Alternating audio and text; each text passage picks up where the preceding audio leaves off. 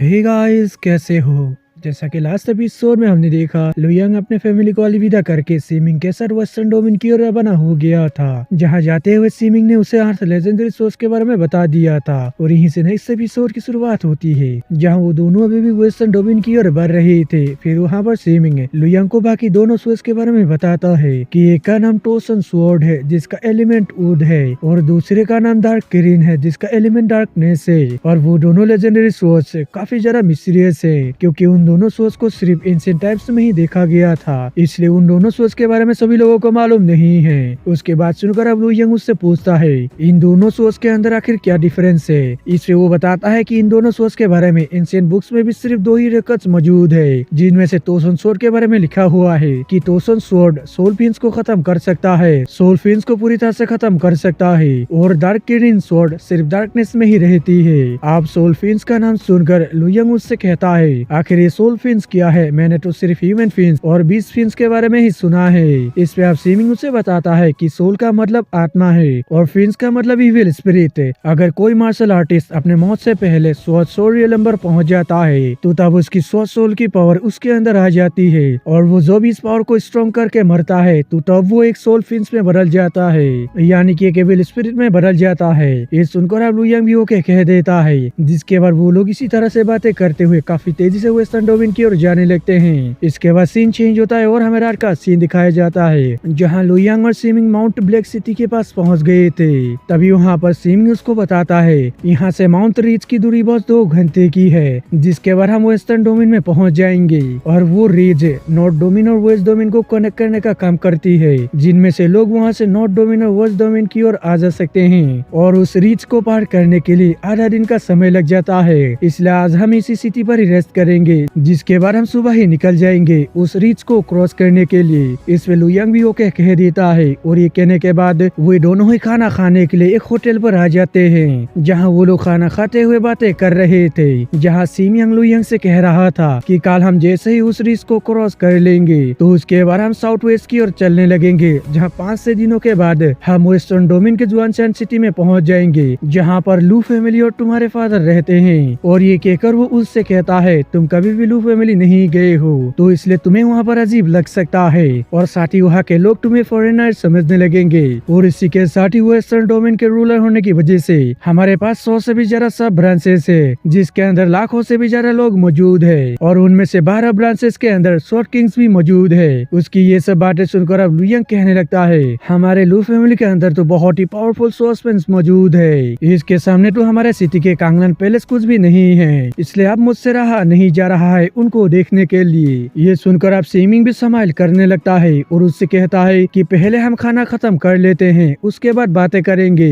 और ये कहने के बाद वे दोनों ही खाना खाने लगते हैं। इसके बाद सीन चेंज होता है और हमें दूसरे दिन का सीन दिखाया जाता है, जहाँ लुयांग और सीमिंग सुबह सुबह ही वेस्टर्न डोमेन की ओर रवाना होने लगते हैं, जहाँ थोड़ी देर सफर करने के बाद वे लोग काफी ज्यादा दूर आ गए थे। तभी सीमिंग लुयांग को बताता है हम लोग ब्लैक विंड रोड में पहुंच चुके हैं और यहाँ से काफी सारे विलेज को क्रॉस करने के बाद हम माउंट रीच तक पहुंच जाएंगे, जो कि यहाँ से ज्यादा दूरी में नहीं है। अगर हमने माउंट रीच को क्रॉस कर लिया तो उसके बाद हम 6 घंटे में ही वेस्टर्न डोमेन के बॉर्डर में पहुंच जाएंगे। तभी लुयांग उससे कहता है यहाँ पर तो बहुत ही ज्यादा घना जंगल है, तो क्या यहाँ पर चोर भी होते हैं? तो इस पर सीमिंग उसको बताता है यहाँ पर चोर भी होते हैं और डाकू भी होते हैं और यहाँ के रोबर सिर्फ सामान ही नहीं छीनते हैं बल्कि वो बंदे को भी किडनैप कर लेते हैं। इसलिए अगर किसी को यहाँ से सेफली जाना है तो फिर उस बंदे को उन लोगों को एक टूल देना होगा। और इन रोबर्स के गैंग का नाम जिंगनान गैंग है, लेकिन तुम्हें घबराने की कोई भी जरूरत नहीं है क्योंकि इनका गैंग ज्यादा पावरफुल नहीं है। उनका लीडर सिर्फ स्वॉर्ड पहले सीजन के लेट स्टेज पर है और जब मैं वेस्टर्न डोमेन से तुम्हारे सिटी की तरफ जा रहा था तो तभी इन लोगों ने मुझे लूटने की कोशिश किया था, लेकिन मैंने उनके काफी सारे बंदों को खत्म कर दिया, जिसे देखकर उनका लीडर मुझ पर हमला करने के लिए आ गया था, लेकिन मैंने उसके भी एक हाथ को उसके बॉडी से अलग कर दिया, मगर वो किसी तरह से अपनी जान बचाते हुए वहाँ से भाग गया। इसलिए मैं अभी ये नहीं कह सकता हूँ कि वो लोग वहाँ पर मौजूद है यहाँ पर भाग गए।